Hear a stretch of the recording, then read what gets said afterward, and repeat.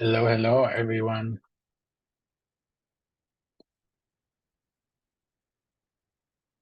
Happy Sunday. I hope you're doing great. If not, I'll make sure you'll do great within the next 60 minutes.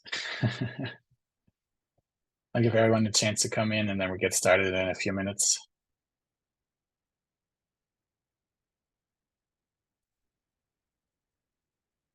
Ideally, make sure you're on mute if you're not automatically. We will make space to conversate towards the end of today's session. Hello, Serge, nice to meet you. And hello, everyone else.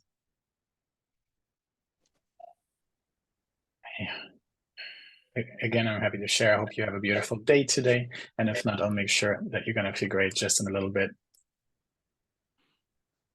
I will, for now, mute everyone. So we just make sure that there's not too much trouble going on. Likewise. Serge, where are you from? Good afternoon. I hope I pronounced that correctly. It's so cool to just have these sessions with people from all over the world. Because then you can always guess, where is everybody from based on the name? And you're like 99% wrong unless you see the Germans, which is awesome. All right. Okay. I'm going to set up everything to get started as the last people drop in.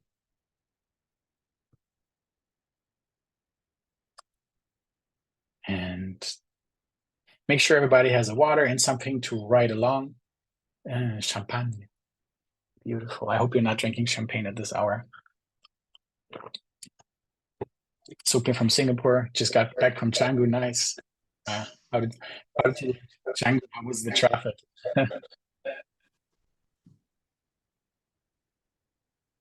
Hi, Roger.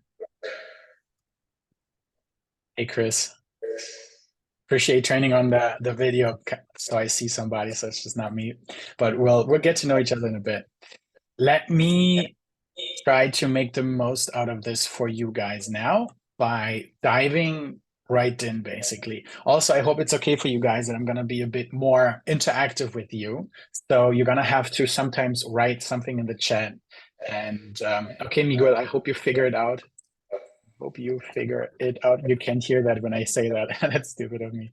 Yeah. So, anyways, we're gonna be interactive a bit. I'm gonna ask you a few questions. I want to hear about your stories also, or at least I want to read about them. If we all start sharing and talking, now it can become a bit too long for everyone. So I just want to be mindful of that. But, anyways, I'm gonna go ahead now and start the session with you. And I'm making. Nadine, I'm gonna make you co-host so you can let people in. Flaminia, I'm gonna make you co-host as well so you can let people in as I'm already starting. Hey, Peter, pleasure to meet you. All right, guys, I hope at the end of the session you all are gonna invest with us, but let's see how that's gonna turn out, right? So let's get the party started. Here we go. Johnny, I'm gonna mute you for now because otherwise I hear myself twice. Please stay muted. That'd be appreciated. All right, everybody, welcome to I think it's our third webinar with Coco as of today. For those of you guys who feel like they need to run at some point, we're gonna make another session tomorrow at 7 p.m. Central European time, as I am currently in Europe. Or if you have friends who you feel like need to see this, which you can decide after the session, please make sure to invite them. Now, today, obviously, we're not going to talk so much about the Coco Lifestyle Resort, which was the big topic of the last webinar. So today we're going to dive into our new project, which we also mentioned in the email that we sent you guys. And maybe some of you guys have already been sneaky and took a look at our website and already saw the new project, but maybe some of you guys feel like, hey, you know what? I saw it, I looked at the brochure, but I do want to understand a bit more about it. And that's what we're here for today. Okay, so before we dive in, I would love to hear your Bali story. And actually, let's start quickly with another question. Who here in this room as of today has already been at a webinar with us? Please type a number one into the chat if you have already attended one of our webinars. I would love to see that. So I know who I'm speaking to. Good morning, Chris. In the meantime, good morning, Ad. Okay, it looks like everybody, okay, Flaminia has been with us, okay. Okay, cool. So then let's play the full game and it's gonna be fun, I promise. Flaminia twice one, all right, got it. What's your Bali story? I would love for you guys to go ahead and put in the chat and like write to us what's been your story with Bali. Like, how did you get in touch with Bali? What was your first experience? Why do you want to invest? Somebody shared Sukbir, you just shared that you just came from there. I'm sure it's probably not your first time. Yeah, but what makes you like curious? Because when you live in Bali for quite some time, you just meet everyone, and one of the first questions you always ask, "What's your Bali story?" And everybody tells you their Bali story, and every single story is just so different. People coming from all over the world, having all their different reasons why they're coming, and it's just beautiful to learn about it. So please take your time and write about it, and I'm curious to read it out after. In the meantime, I'm going to continue here already, but please don't hesitate sharing your Bali story, which I'd really love to hear. So some of you might already be aware of this, some of you might not, but Bali is currently amongst, depending on which magazines and which news you follow, which media, amongst the number 1, 2, 3 ranking travel destinations in the world, and it has been for multiple years already. For me, it was our secret, sacred haven when we came to Bali during COVID, and it was the best time to flee the European craziness. But yeah, as of today, it is still amongst the most thriving and prosperous regions. And you can see here Forbes, Travel Leisure, TripAdvisor, very important, is covering this, but you can find it everywhere. So if Bali is such a great place to come to and also to invest to, what's currently holding you back from investing in Bali? Maybe you've just learned about it, okay, but like maybe you have other reasons. Some people, for example, have the struggle to get the cash together because yes, investing in Bali can be a bit different than investing in your home country where you get a loan from the bank and you take it all through external, other people's money, external capital from the bank, for example. Some people are like, yeah, I can't really own property in Bali because it's this whole thing with the leasehold and I'm not really sure about that. I feel unsafe. Others say, well, it's far away. I'm kind of on the other end of the world. Some people have legal questions and are really confused about that. It's totally fine. Or some people just generally feel uncertain and are afraid to invest in Bali. And it's funny because, when I came to Bali in 2020, at the end of 2020 for the first time, I had a lot of friends there quickly. And as of today, almost all of them are doing real estate in Bali. And over the past years, as you just live there and stay there, you learn so much about the real estate market. And it's like almost common knowledge that the real estate market in Bali is super attractive. Hence, everybody is doing something there, But only a few people are doing it as big as Coco, which I'll share in a bit. But so for me, the fear has been taken away by just living there and observing everybody building and creating. And I was like, damn it, if I had started in 2021, I would probably not be sitting here speaking to you guys today. Actually, I still would because I love that stuff. But anyways. Okay, but what's your reason? Like, what's currently holding you back? Maybe you have some reasons on your side that are holding you back from investing in Bali. And if so, please go ahead and share them in the chat. I'm happy to take a look at it. And maybe we can help you overcome whatever is holding you back. That's my job for today. And I'm looking forward to covering this with you. And we're covering it in 3 steps. Step 1 is we're going to talk about investing in Bali in general. So what is Bali about? The pros and cons of Bali? What do you need to know? What risks do you need to be aware of? Because, a lot of people talk about it, but always talk about the best things. But there's also not so good things. And I think it's important to be aware of them as well to really make a profound decision. Then we're going to cover Coco in itself. We've made some progress in the past few months. And since the last webinar, a lot of things have happened, which I'm excited to share with you. And then lastly, I'm going to share with you our new project and how you can invest with us in that new project and what that looks like and what that means. All right, let's first talk about Bali. And in order to do that, I would love to show you guys the map. Is there anybody here in this chat who has not yet ever been taken through a journey of how Bali works on the map? Please type in the chat A1 if you haven't seen it. And if I see at least one, I'm going to make this effort for you guys also for everybody who's not here today and has to watch the recording. So I'll give you guys a minute to respond. If nobody responds with 1, I'm going to kind of skip that.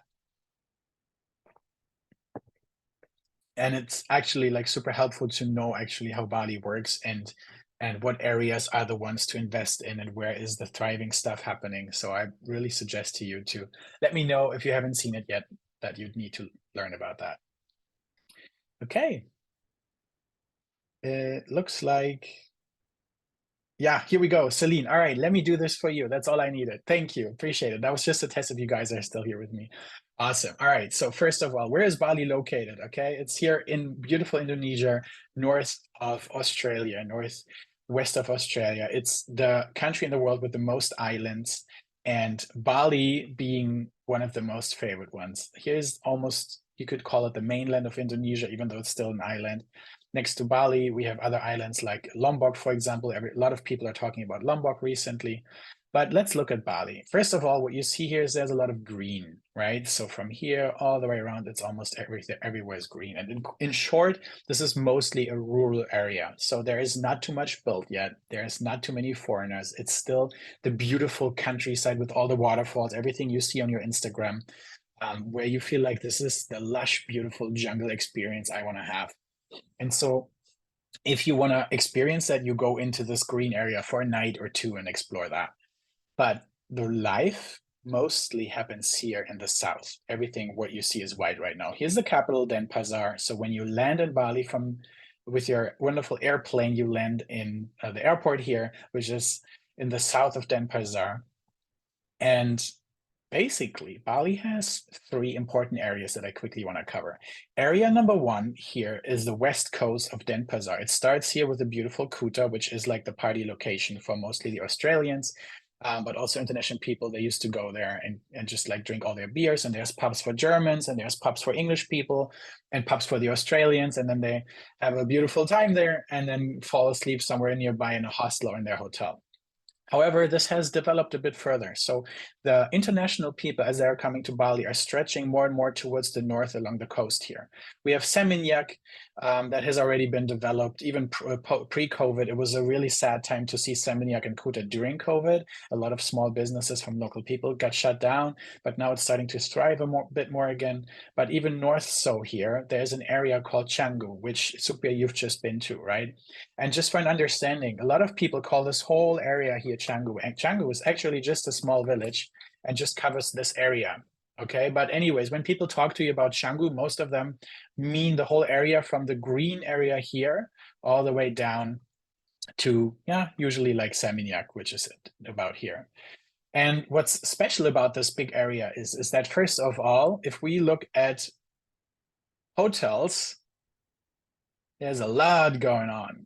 So you see small hostels with like 10 to 12 to $15 or euros a night, going all the way up to hotels or villas with like 3, 4, even 500 euros a night or dollars. And so you can spend a lot of money here. But anyways, there's a lot of housing going on. Currently about 8,000 villas in this area. And in the next 5 years, there's an estimate that there's another 8,000 villas being built. What that means is that this area is already super crowded, and everybody of you guys who's been there has seen the traffic. Unless you really live there and kind of know your way around, which, like, for example, I kind of do. I kind of know when to take which kind of street. But unless you don't know that, like, it's not going to be too much fun to be around.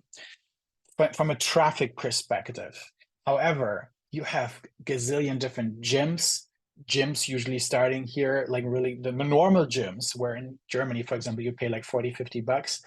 You start at like 120, 150 bucks. Most famous one is Nirvana with 200 bucks per month.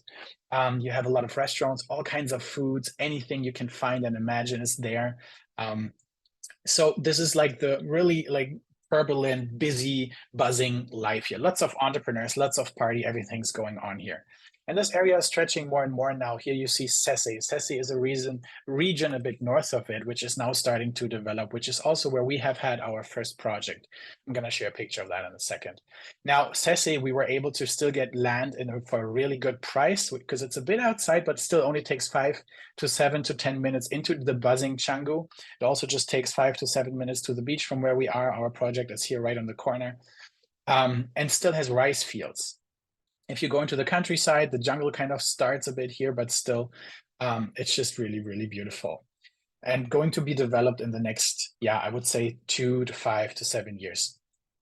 Okay, that was kind of Canggu. Then we have Ubud. Ubud is a very famous jungle city, 1,000 years old, lots of temples, lots of history, lots of spirituality going on. A lot of people go there to find themselves. Some of them make it and come back. Some of them will stay there forever. And it's also completely overcrowded. There have been so many developments been going on. Still, the occupancy rates are super high, but the traffic is so stuck. Like even me kind of knowing my way around, once I got stuck in the traffic in the city, and I just like sometimes was standing on my scooter for like 5 to 7 minutes to just then move for 5 meters again. It was absolutely horrible. But apart from the traffic and the crazy times, on the few streets where it's like super crowded, it's such a beautiful area and a must visit because there's so much to explore and see. From the monkey forest to the pyramids of Chi to the jungle right behind Ubud, it's like a lot going on. And of course, a huge community as well. And then here in the south, we have the wonderful Uluwatu. One of my favorite areas. I've lived there for over half a year. Uluwatu means the last rock. So basically this whole peninsula is very rocky. You have, for that, crystal clear beaches. You have beautiful cliffs going on, and you have wonderful surfing spots. Being here, one of the most famous surfing spots in the world is right here on the corner. You can find that on Google if you want to. And then this is the area called Bingen. It's like bingo, but kind of different, Bingen. There is a beautiful, surfer village developing now into a small city with beautiful constructions, beautiful villas, lots of good stuff going on. From an investor's perspective, super interesting because a lot of tourists come here, especially on the weekend, to go to the party clubs, the beach clubs like El Cabron, or to Savaya, which is a bit more in the south. Savaya, one of the most famous clubs in the world. Maybe you've heard of it. Our good friend Mark is one of the co-owners. Here we go. Maybe you've seen this cube before. But anyways, here in Uluwatu, a lot of stuff is starting to develop. And we are here with one of our projects right at the golf course. So you see the golf course here in our Coco Lifestyle Resort, right here.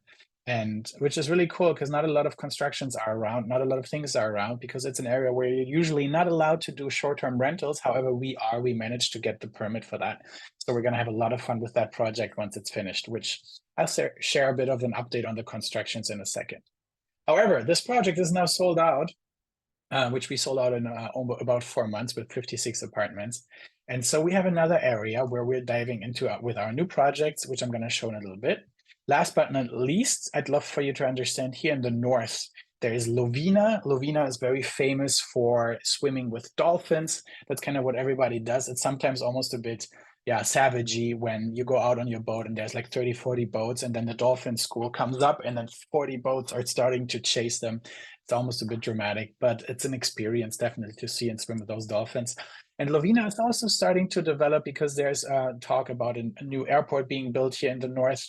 And so there's probably going to be more and more tourism coming up. I mean, of course, it takes a while to build that airport. Like from a future perspective, maybe 10, 15 years, that could be a really interesting area.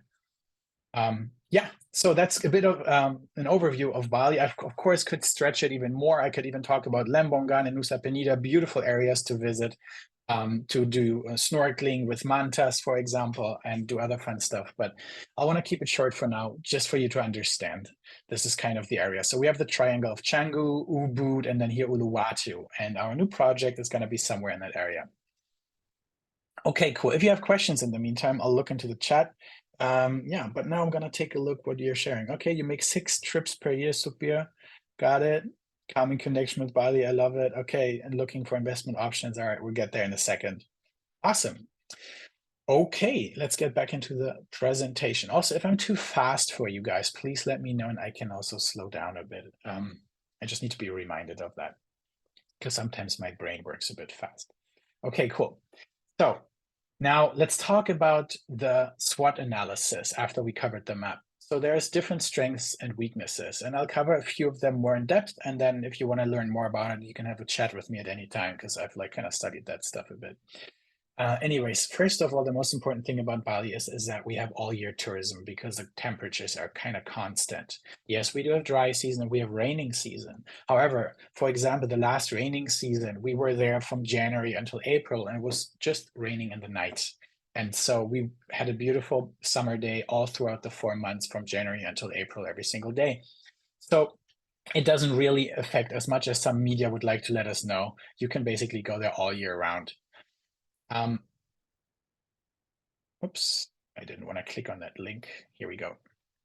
And that leads to all your tourism. Now, what you see here is that we have 145% increase in tourism from 2022 to 2023. And of course, there was COVID in between. You see what happened in 2021 here. But we still haven't met the highest numbers yet. We're still getting there, and they're expecting 2025 to be the year of a record number. But already in Q1 from 23 to Q1 24, we had an increase of 30%. We had in 2023 almost 5.3 million international tourists, plus another 9.4 million local tourists. Local tourists being Indonesians from all over Indonesia. People in Indonesia are becoming more and more rich and wealthy because it's one of the 3 fastest growing economies in the world right now, which I'll cover in a second. So to make it short, the tourism is growing and it's happening all year round. And that's why it's one of the most interesting spots in the world to invest in. On top of that, if we look into geopolitics, and of course, I'm not going to go too deep into that right now, but it's kind of important to know that Indonesia really purposefully lets everybody know that they're staying neutral. They're not going to join any sides right now in all the conflicts going on. They're proactively speaking for peace. They do not want to see the East Pacific region going under in a war that just destroys so many lives and like 60% of the whole economy from Asia. So that's why they're really wanting to make sure that the world finds peace. And that's why also Indonesia is one of the safest country in the case of World War III breaks out. Like I read an article about that as well. And then on top of that, if you haven't been to Bali yet, please type in the chat like a 1 if you haven't been to Bali yet. I want to see if there's anybody that still needs to make that trip. What we love most about Bali is that it's an absolute service culture. The people are so sweet, so nice, so servant. Yes, please make sure to go as soon as you can, guys, because I've never seen anything like this before. They smile at you, they enjoy being serviceful. And yeah, you just start building this beautiful symbiosis. Of course, there's people who abuse that and make use of that, but that's why I also like to make sure and share here that if you ever go to Bali, don't be one of those people who abuse the kindness and don't mistake their kindness for weakness, but actually see it as their strength. Because we as international people kind of are a representation for the whole world coming to Indonesia. We want to make sure that Indonesia still wants to welcome us. That being said, let's look into this tax system. So from an entrepreneurial perspective, investor's perspective, Indonesia is one of the most interesting countries right now from a tax perspective. First, you have a 0.5% corporate income tax in the first 3 years when you come and open your company in Indonesia, for as long as you make less than $300,000 in profit each year. And there's also ways to continue those 3 years after still with the 0.5%. Now, this is something I'm not going to cover right now, but it is absolutely possible. If you open a company, it's super cheap. You know, it's about $1,100 with our accountant, who is an absolutely amazing person. You add another $500 for the whole accounting for the whole year. So you stay about like less than $2,000 for opening your company. And if you want to take the money out of your company into your Indonesian bank account, which you can open, your Indonesian private bank account, you just pay a 10% flat dividend tax. And it's also possible to flip your property. So if you open up a company, with that company, buy property, you can even buy it before and then put it into the company later. And then you want to sell it again, you just sell it as a whole company, and there's a way to make it happen that you have a 0% tax on the whole process. So those are just a few nuggets. And of course, there's much more to learn and know about this, but this is very important for most international investors to already understand that Indonesia is really making it attractive to come to their country and invest there. It's not just for real estate. It's especially this whole thing for the 0.5% for the first year was created for small businesses in general, to attract more small businesses, but also to make it interesting for Indonesians to open up their companies, for example, right after university. So that's why it's one of the reasons they have this crazy economic growth right now. Let's look at the weaknesses. So basically there are 3. Number 1 is the water supply. And there's articles that share that Bali has already lost 60% of their watersheds. And some others are saying 40%. Like right now, I found this one here for 60%. Anyways, it's quite a lot already, but they're already looking into solutions of maintaining Bali with clean and clear water. actually getting it even more clean than it used to be. So it's a challenge that you should be aware of. However, you need to be aware of that each challenge and each crisis brings solutions and innovations. And I know that the people in Bali right now, not just Balinese, but also international people, are working hard to find solutions, and there's already some solutions coming in. So yeah, that's something definitely to know, to be aware of. And then another problem that people see as a problem, which not really is one, is the topic of the leasehold. So for everybody to understand, in Bali, it's really hard to own. Basically, you're not really allowed to own property if you're not an Indonesian or married to an Indonesian. And so most objects are being built and created with a leasehold. So we go ahead, we find land, and we buy/lease the land, usually for 25 or 30 years initially, with a guarantee to extend that whole thing for another 10 to 20 years for an already fixed price, and another guarantee to extend it again for 10 to 20 years for a future market price. That's usually the game. So all in all, we can kind of stretch it to 70 years. However, the government is already talking about stretching it to 160 years. So basically, it doesn't make sense to steal whatever you get. So you go ahead, you buy the land or you lease the land, then you start building your property, and the property kind of belongs to the owner of the land, but you lease the property you've built. But that's kind of the game, how Indonesia wants to make sure that, for example, the US or China or other areas are not coming, or Russia are not coming into Indonesia and just buying it all off, and suddenly it doesn't belong to them anymore. And I know that is the same for Mexico, for example, and other countries as well. And it's kind of common in Southeast Asia. So you could say like, oh, it doesn't really belong to me, I don't feel safe with that. But actually, there's no interest in stealing your creation, your building, your property, because if they were to do that, it would spread fast through the media, and then suddenly tourism would really like drop, and they don't want that because tourism is still their main income source. And I mentioned the economic growth. So we have a GDP of plus 5% in 2023, and 2024 is kind of exceeding that right now. And there are still, like specifically Bali, amongst the world leading luxury, wellness, and wedding tourism. It's one of the best places for expats. Talking transparently as an expat, you can, if you can unregister from the country you come from, which is possible from some countries like Germany, then you come to Indonesia, you kind of live there and you don't register. That's what a lot of expats do, or nomads actually do. They just kind of live there for a year and a half, or even 5 or 6 years without ever being registered in the system. Now, I'm not saying that this is great, and I'm not saying that you should do that. I'm just saying that I know that a lot of people are doing it. And so it's a very attractive place because it makes it very convenient to be and live there, and you get a lot for your money. It's amongst the safest place, which I mentioned before, if World War III would break out. So also another reason to migrate, actually, not just to come there and be a what is it called, a parasite, but actually to really live there. Okay, I think I just linked the links behind. That's why it always pops up. Okay, here we go. So let's just take a look what I haven't covered yet.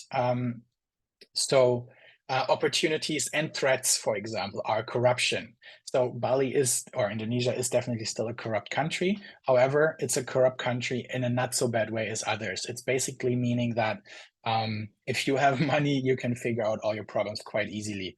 And of course, there are sometimes horror stories going around, but this affects less than 0.1% of everyone.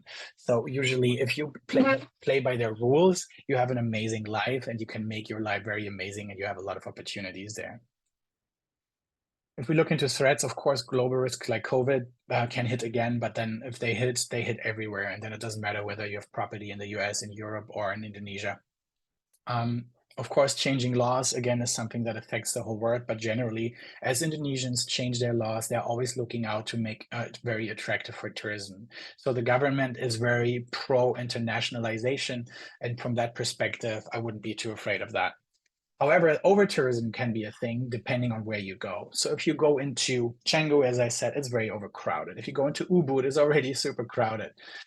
If you go to the south that I showed before, Uluwatu, or if you go a bit around Canggu, then you have the beautiful blend of access to the buzzing life, but also to the lush greenery and the retreat feeling. And from an investor's perspective, over tourism is not the worst, because that basically means your property is always rented out. And that's why also we have some areas have average rental rates of occupancy rates of 87 to 90%. And that's absolutely crazy compared to other places in the world. And it's been consistent. So from that perspective, it's really fun. And that's why also, which I'll show you later, we have the capacity to get two-figure return on invest, but I'll show you that in a bit.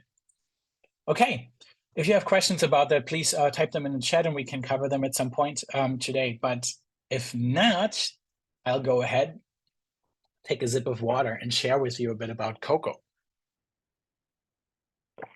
And again, I'll tackle extra questions that I haven't seen yet in the chat. I'll tackle them at the end. So to those of you who are not fully aware of this, we mentioned and talked about this about in the last webinar as well. Rasmus is the brain behind Coco. He is a Danish entrepreneur. He's brought lots of entrepreneurs together in Denmark, hosting events with over 600 entrepreneurs. He's built one of the leading digital accounting companies and helped digitalize the whole accounting sector in Denmark. And now kind of, well, he doesn't really run this company anymore. He owns it, but he has a CEO running it, so he can fully dive into the whole Coco journey. And he is on the mission / we are on the mission of becoming the #1 property lifestyle brand in Bali. That's what we've been sharing in our past webinars. So let's see how we're doing. What has happened since the last webinar? And I'm really excited to share this with you. So #1, our last project, the Coco Lifestyle Resort in Uluwatu with 56 apartments, we've sold it out within 4 months. And we were kind of like aiming for like 5-6 months. So we were super positively surprised when we managed to do that within 4. And that also means that our network of investors is growing super quickly. By this year, so in the last 7 months, we've already raised over $12 million in invested capital.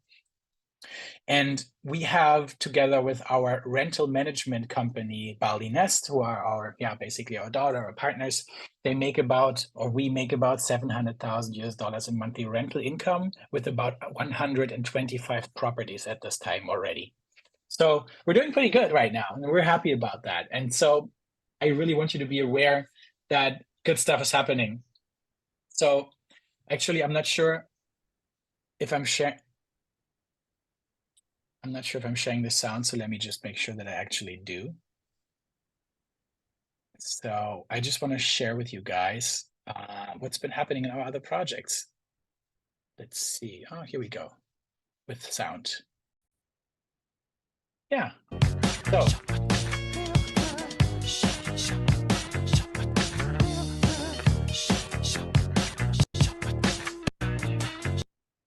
what you see here right now is an update from Le Mansion. Le Mansion are 3 villas, 3 big luxus villas we've built, or actually we're building. One is already finished. The second one is the one that you're seeing in this video right now. The third one is also still being built. They were crowd investment villas, each total investment value of $500,000. You could start at $25,000. They're all sold out already. And so the second one, which was planning to be finished by end of August, we're super good in time with that. So yeah. So that's been happening. Just wanted to give you a little glimpse.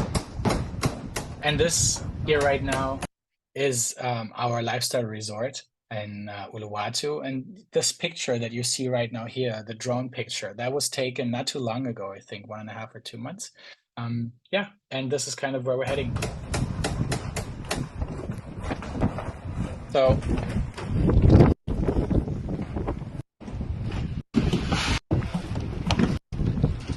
we're already heading into the second floor and we're super good on time. And I just really want to emphasize this. It's very unusual to be on time in Bali with your real estate projects. Whenever you build something, expect at least another 3 months, which I kind of also know from Germany.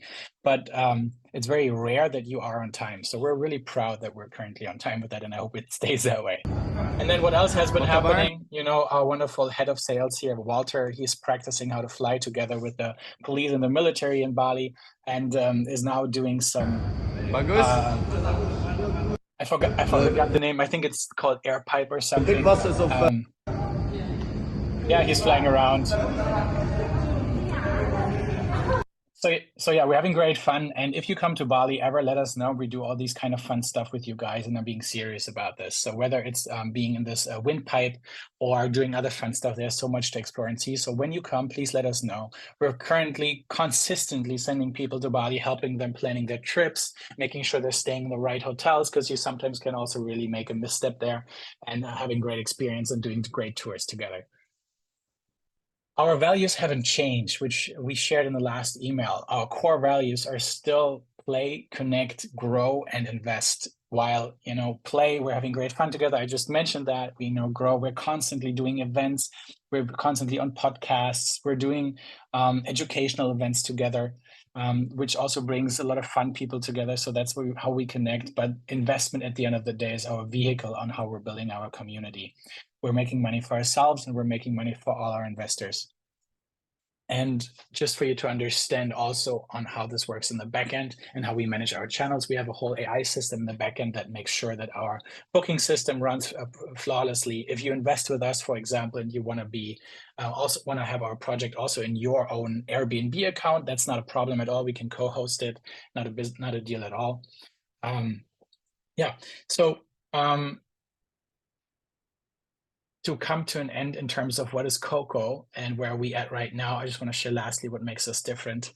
And I feel like I've mentioned this so much in the last webinar already, and so I want to just emphasize this again. For us, it's really about community building. That's why we're building a lifestyle resort. That's why we're making our new project, which I will show in a second. And we constantly host events. We had a paddle tournament recently where people from all over the world came together. And so that's just really who we are, and that's our DNA. And we're investing a lot into our brand building. I don't know, you can check us out on Instagram. You can check out the website. You'll see that we invest a lot into building a really strong brand and marketing. And so apart from the land price that is constantly increasing, apart from the property value that is constantly increasing, we also invest into our brand, and the value of our brand grows. And that gives us a third factor that increases the value of your investment. That means if we go into rental stage, in the first year we make a certain amount, the next year we already expect 5 to 10% increase in the rental profit that we're making for you. And with all of those things that I shared before, we have a speed of growth that is 5 times faster than the current biggest real estate property company in Bali right now. And so what they basically did in 5 years, we already managed in our first year here. Yeah, so let me check quickly if there's more questions that came in. And if not, I'll now show you the new project. All right. Wow, I got to unclick these links. Maybe you can help me remember that. Okay. Welcome to our Amazona Jungle Resort. Those of you who haven't taken a sneak peek yet on our landing page, we wanted to create something additional on top of what we've had already. Now we have the lifestyle resort, which is about more like a community of 20 to 45-year-old, really connecting, having a great time, having fun. We wanted to create a place of retreat, a place where you can really feel like you kind of drop into the beautiful womb of the jungle and can relax and enjoy a wellness experience. And that's why we created the Amazona Jungle Resort. Actually, yeah, let me share a video with you guys so you kind of get an idea what it looks like.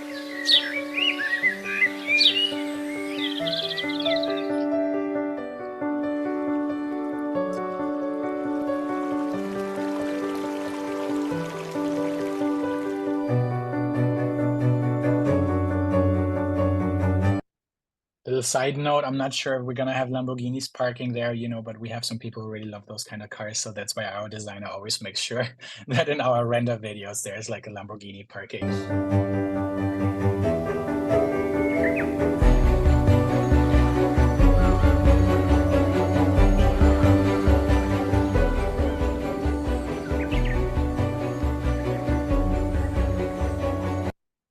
You see here 2 infinity pools looking into the riverside and in the jungle.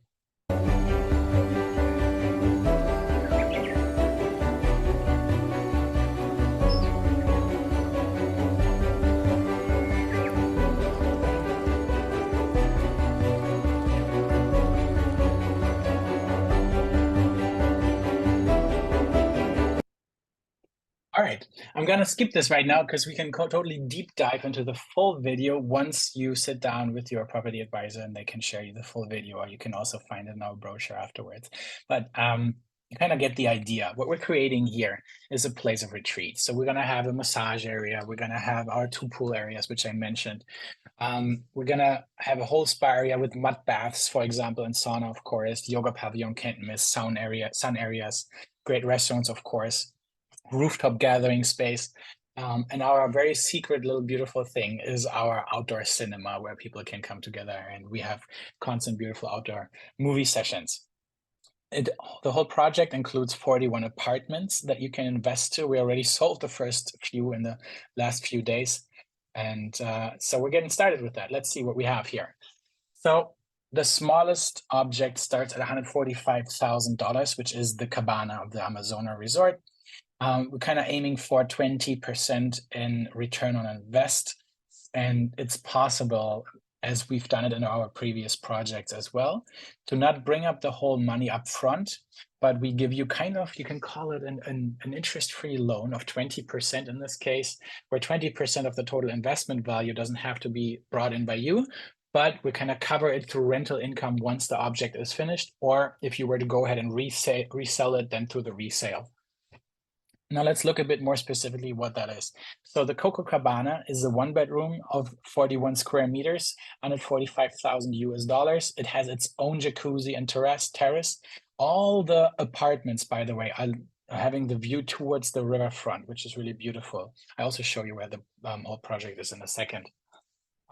Yeah, and as you can see here, living room, bed, all together in one. It's more like a studio apartment. And this is some renders of what it's probably going to look like. So again, we stick to our bohemian, timeless style, a bit more with a green touch and with a jungle touch, bamboo-y vibes. So you really feel like you're relaxing into the jungle. I mentioned that already. So let's take a look at the Azoria. The Azoria is the second biggest object. It's a 71 square meter to 76 square meters. We have different ones that are ranging in the price a bit from 195 onwards. Yeah, and then lastly, here are the pictures to the Azoria.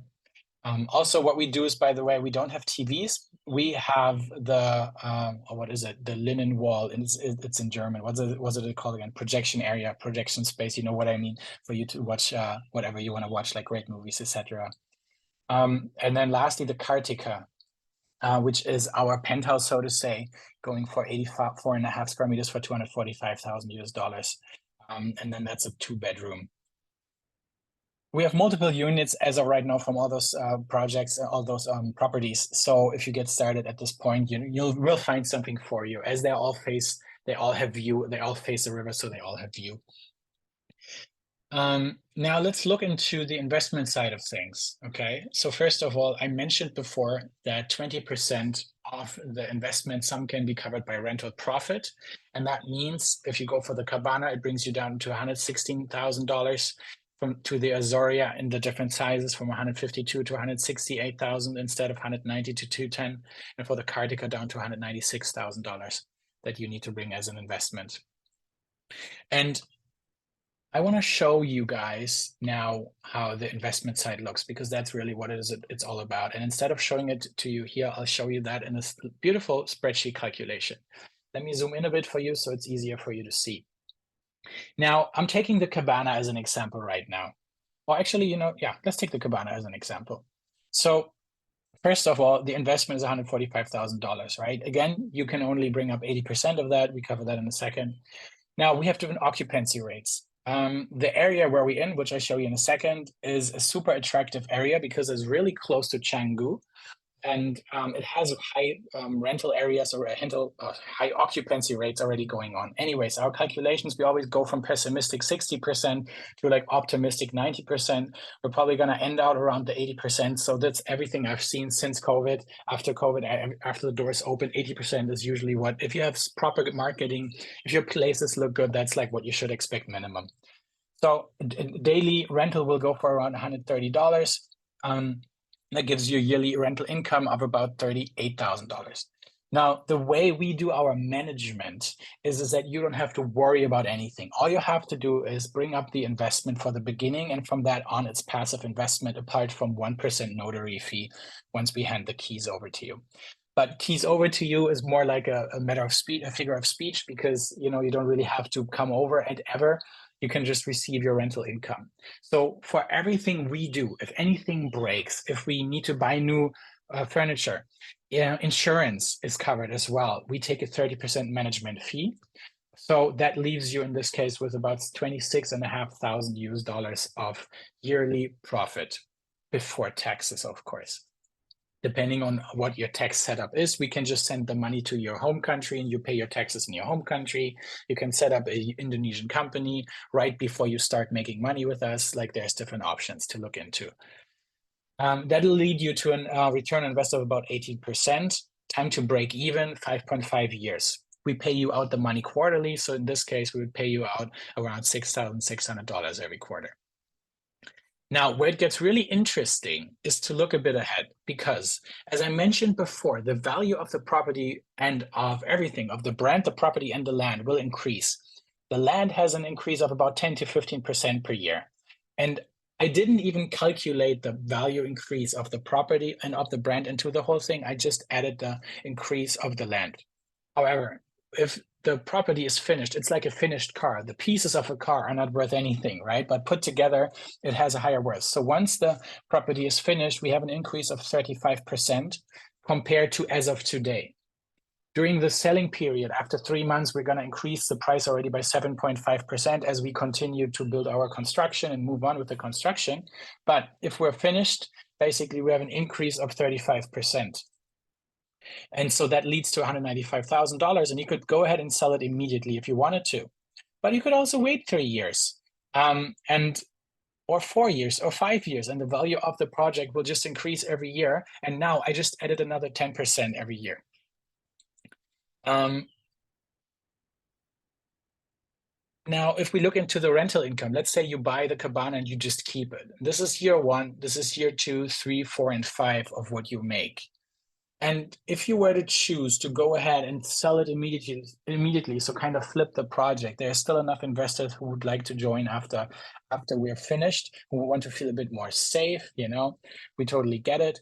And if you were to sell it right away, it takes maybe 6 months until we sell it. That's like kind of an average number. So we make rental income over 6 months, and then we sell it with a 35% increase, and that would give you already $64,000 of profit. So for $145,000, you make $64,000 in profit, which is super fun. That's let's see, 64 divided by 145. Oh, that's 44% roundabout. That's pretty cool. Not considering that you don't even have to bring the whole cash together. Now, if you wait a bit longer, and this is what we kind of suggest, usually the way the most investors are doing it in Bali is to buy something and keep it for 3 to 5 years, because of the accumulation and the speed of growth, and rental income just adds up. So if you sell after 3 years or even after 5 years, you walk home with like 200,000 or 330,000 in profit, and that's really fun. So just for you to get an idea how the game works and how this actually, from a mathematical standpoint, is an absolute no-brainer. I mean, it's hard to find. There's places in the world where you can make those kind of numbers, but they're very rare and hard to find unless you have your personal connections or whatever. So yeah, this is what we get for you guys from an investor's perspective.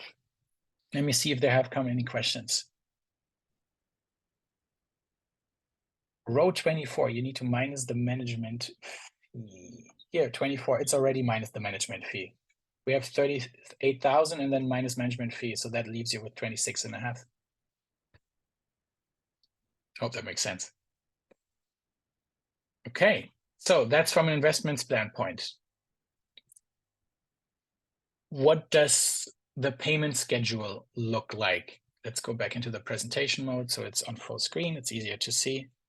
So what we usually do is that we do a 50% down payment in the beginning when you invest with us, and then we have a construction period.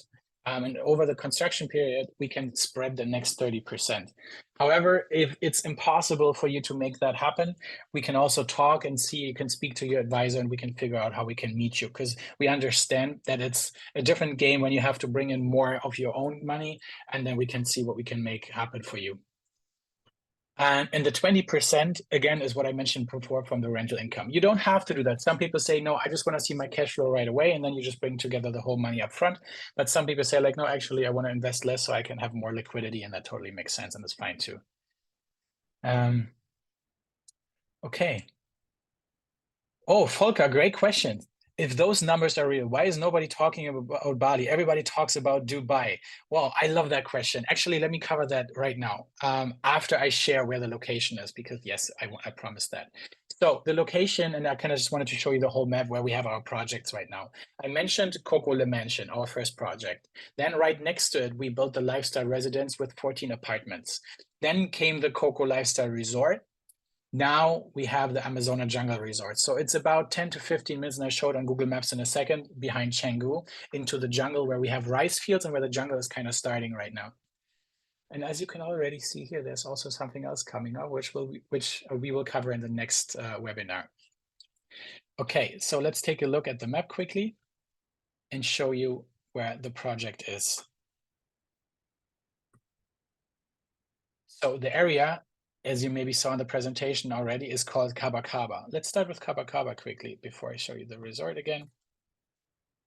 It's a beautiful area that basically entails a couple of wonderful, yeah, you can see basically the red pins, kind of that covers Kaba Kaba. It covers some wonderful, resort retreat areas, eco luxury retreat. You see Ulaman, which is not far. So we're kind of playing into that game here as well. And now Amazona Jungle Resort, that's where we are.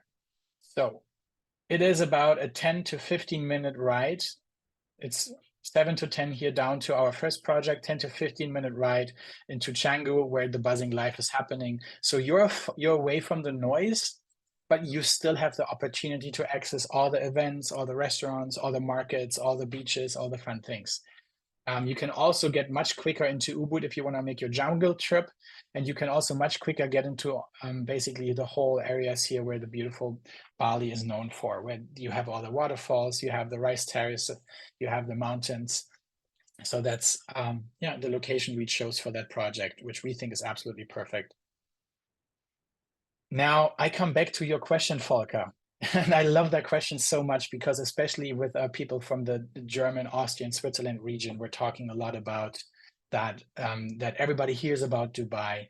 Now, Dubai is thriving absolutely because everybody is being lured into Dubai for its very interesting tax situation, which is not as interesting as it used to be. For example, Rasmus had his company also in Dubai before, and he's now taken it to Indonesia. There's a lot of developments going on, and there's so much money being pumped into Dubai. So definitely Dubai is one of those places where you can invest. I personally wouldn't, just because I don't like to live in a desert and I kind of want to invest where I'd like to live. But that's a personal preference for me, and I'm not saying Dubai is a bad thing to invest in. On the other hand, I've been to Dubai a few times, and what I see is those huge villages with like hundreds and thousands of villas next to each other, all looking the same.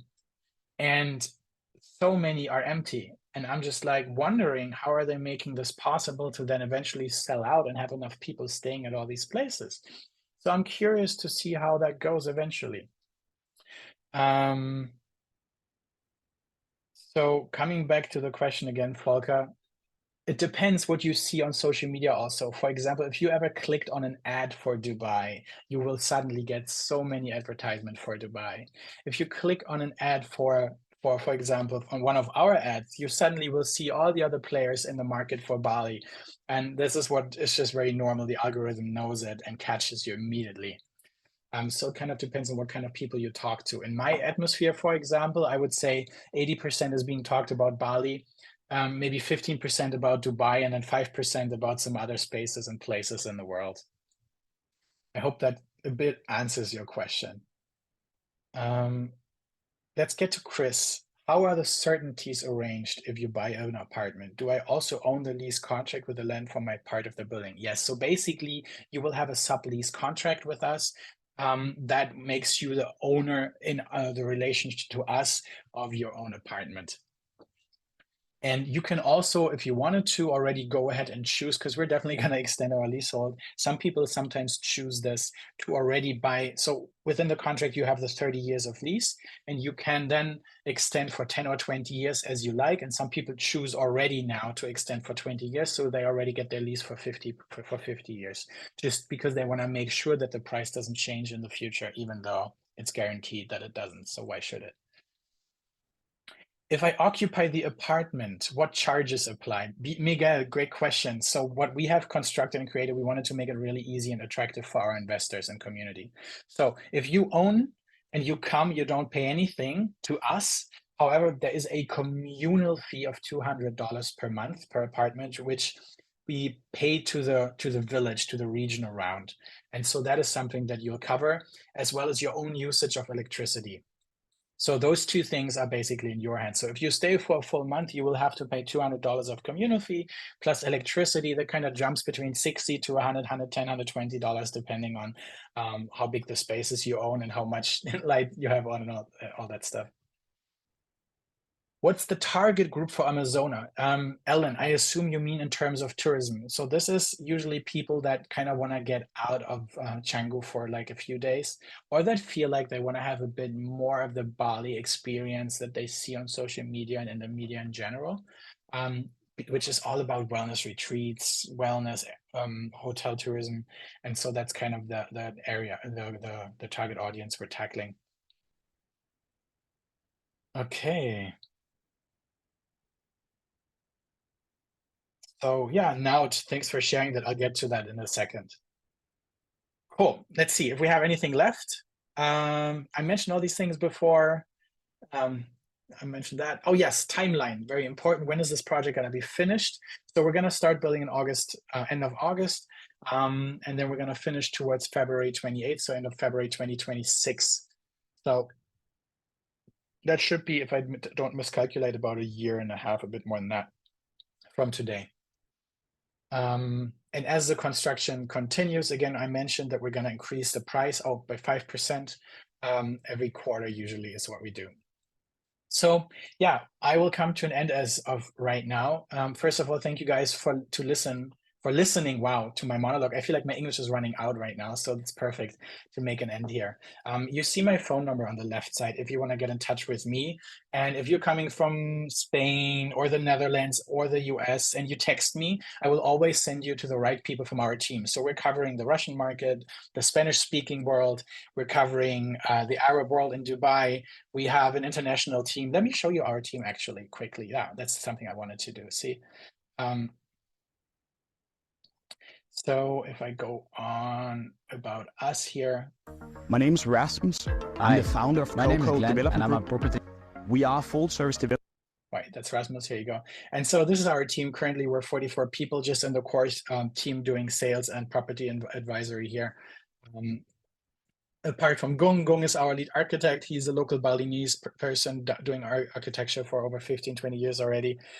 So we have our international team coming together. So wherever you're from, I'm pretty sure we cover your language to make sure you get to speak in your home language about our opportunities here. And so, yeah, coming back to this, you can just send us an email, either to sales or I put my email address in the chat right now, which is thomas@cocodevelopmentgroup.com, which you've received the invitation for this webinar to. Here's my phone number again. You can get in touch with anyone from us. And I just lastly want to make sure that you understand. So our last project with 56 apartments was sold out in 4 months. And we have already grown our investors community so much. I mean, we've been running ads for half a year now, and we're meeting so many new people. I just wanted you to be aware that this might take 2 to 3 months until we're sold out. So if you're genuinely interested, please go ahead and make sure that you schedule a meeting with us. I can also share my meeting link with you guys. This is especially for the German-speaking market, so German, Austria, Switzerland, and as well as the US market. This is what I'm responsible for. And if you're from the other countries, then I'll make sure you get to speak with the right person as well. What happens? Oh, there's another great question. And yeah, I stopped sharing the screen now so you guys see me for a second. What happens if your apartment is not occupied? Great question. So we, again, believe in community. If you are an owner of a cabana, you share the rental income of all cabanas with all cabana owners. So if you, for some freaking reason, have an apartment that is not rented out as much as another one, we will just equalize that amongst all of them. And so with that, nobody falls short, which is really important for us. So the owners of all Azorias share the rental income of the Azorias, and the owners of the Kartika share the rental income of the Kartika. Now, if you come to stay in your own apartment or in a cabana as an owner of a cabana, of course, for that time period, we will deduct it from you, from the rental income one-to-one, so it doesn't affect the other people. Yeah. And now I make the space for more questions. And for everybody who feels complete, thank you guys for spending this wonderful Sunday. It's been exactly 1 hour now. Wow, I made a Punktlandung. I landed on the point, as we say in German. So I appreciate your time and I wish you a wonderful Sunday. If you need to go ahead and just spend your time with your family, enjoy the beautiful weather. And if you have more questions, please stay and go ahead and ask. You also may unmute yourself now if you want to. You're welcome, guys. It was a pleasure. Are there any more questions in the crowd? Bye, Chris. How do you market the units for rental? So number one, Airbnb and booking.com. And number three, as we're building our brand through our own marketing, our goal is to hit about 30% of rental income through our own marketing. For example, we created those luxury villas in the beginning, Le Mansion, to invite influencers. So we're making events with influencers, and you can only come in if you have at least 100,000 followers. And then we have like 15 of those on the table. They get to know each other, and then they share their stories and talk about Coco. And that's how we build our brand super strongly and make sure we're not completely only relying on Airbnb and Booking as others are doing it.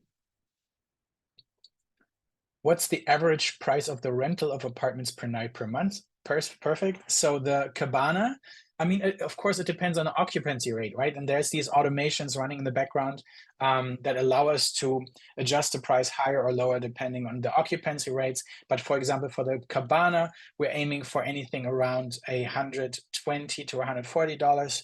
For the Azoria, we're aiming for $145 to $165. And for the big one, for the Kartika, we're aiming for $190 to $220. Specify the 30% costs, of course. So it's operations and management. So first of all, we have a lot of staff, cleaning staff that come clean your bedrooms every single day or 6 days of the week that also stay on site sometimes. They need to be taken care of. And then we have insurance that covers everything. We have the whole fees for Airbnb and Booking. We have what else is there? We have, if anything breaks and we have to buy new stuff, if there needs to be deep cleaning on things, if there need to be reconstruction, if things need to be fixed, maintenance is a big thing in Bali, especially because we are in a tropical climate. And so the speed of erosion is a different one than, for example, in Central Europe. And so those are all things covered in the management fee. And in our rental contract, in our management contract, you can also exactly see what's covered in it specifically. There's also water supply included and other utilities.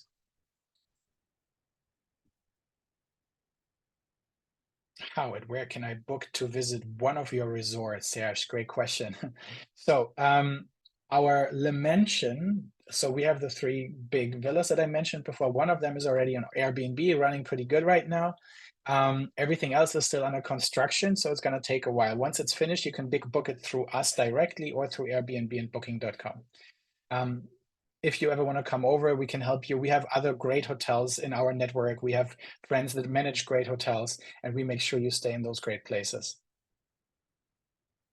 Are there any regular renovations every 5 years? I mean, yeah, we're constantly making sure that we maintain a good quality of the building, because otherwise our tourists would leave bad reviews behind, and we wouldn't really want that, would we? So yeah, it'll always happen. It's a standard thing.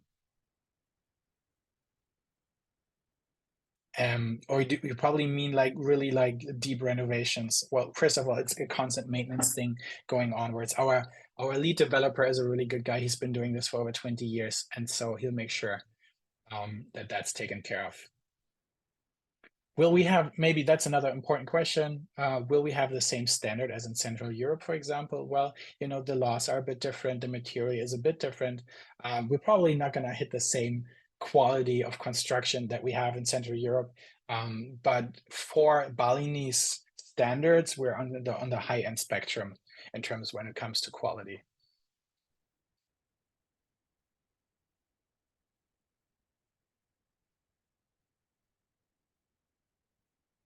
Cool. So maybe, yeah, let me know, guys, like, how do you like the projects? How do you feel about it? What do you think about it? I'd love to hear some feedback here.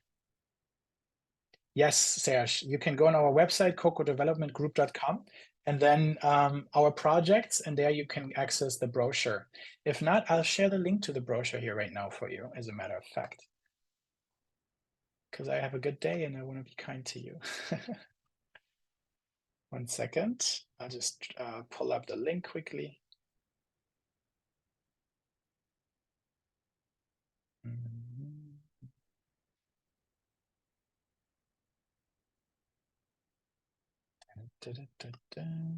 want to make sure I have the right one. Yep.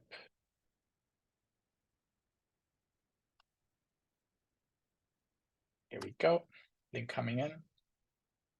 It's the Canva link, because in the Canva link, the video goes. We also have the brochure, which is a PDF, but then the video is not to be seen. And if you want to watch and finish the whole video, then you might want to have the Canva link.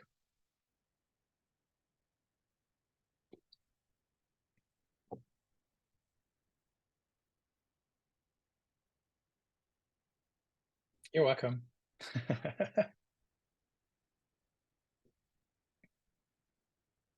Are there any more questions?